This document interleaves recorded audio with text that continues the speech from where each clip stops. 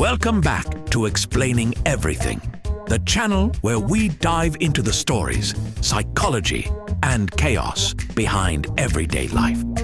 Today's question comes from one of our brilliant viewers, Coffee Monster 92. Thanks for the suggestion. You asked, why are so many people rejecting the 9-to-5 grind? Great question, and one that might hit a little too close to home if you're watching this on company time with a spreadsheet open in another tab. So, whether you're considering quitting your job, already did, or just like watching people on YouTube talk about stuff while you drink lukewarm coffee, stick around. Today, we're breaking down why the 9-to-5 is getting ghosted harder than a bad Tinder date. Right here on Explaining Everything.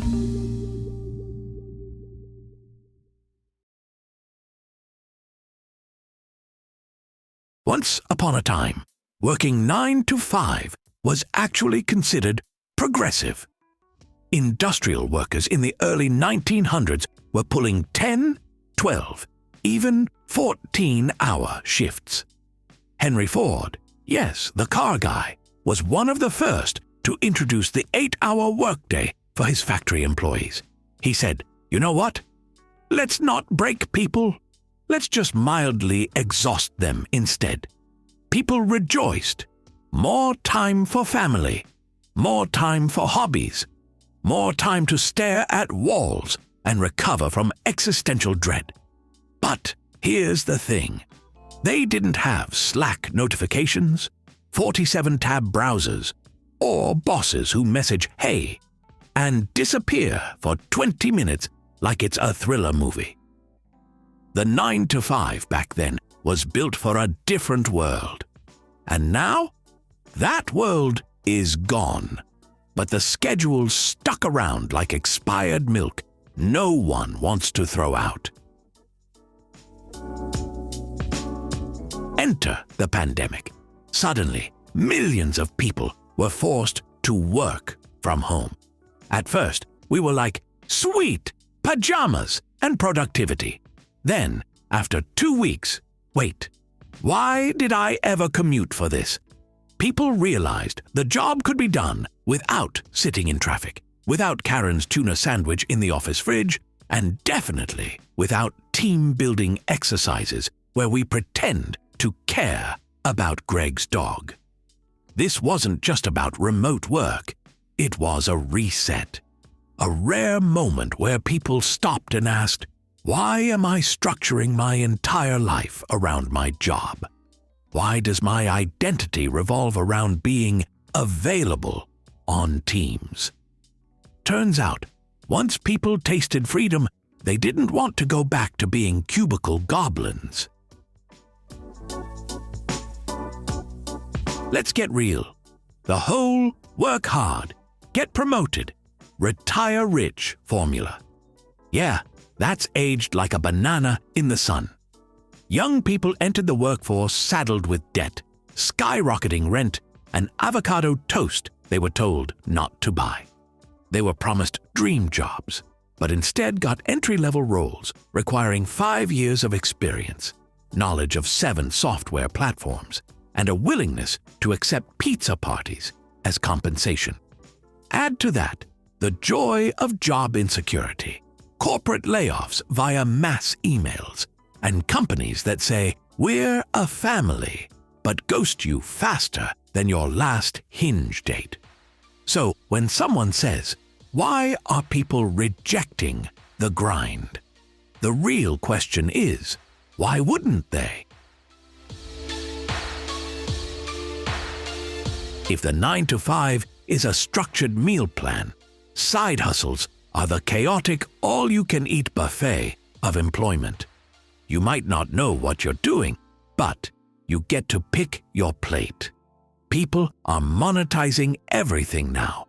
Selling art on Etsy, flipping furniture on Facebook Marketplace, teaching people how to breathe better on YouTube. If it exists, someone's figured out how to profit from it. Sure, side hustles are unpredictable, unstable and sometimes fueled entirely by caffeine and delusion. But for many, that's still better than being slowly ground down by corporate policies and KPI charts. And the best part? You don't need permission from a boss who uses "per my last email" as a threat.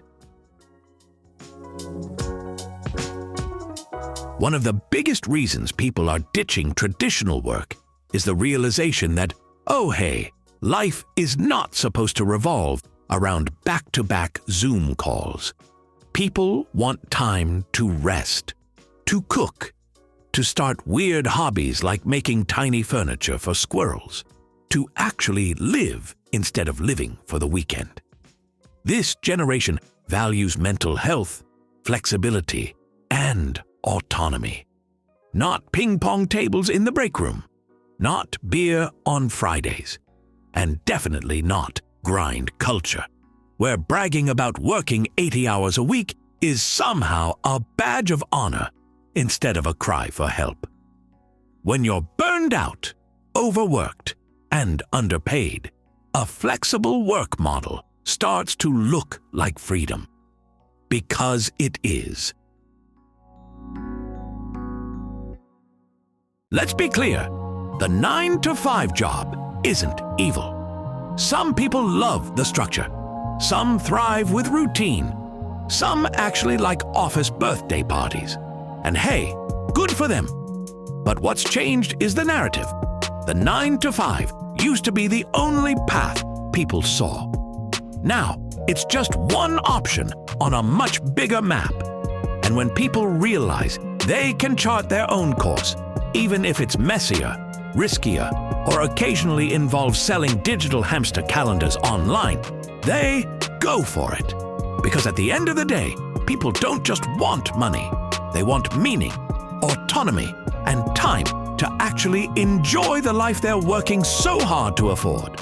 So, why are people rejecting the 9-to-5 grind? Because the world changed. Our values changed. And for the first time, there are visible alternatives. People are done waiting until they're 65 to start living. They want freedom now. Not after retirement. Not after the next promotion. Right now.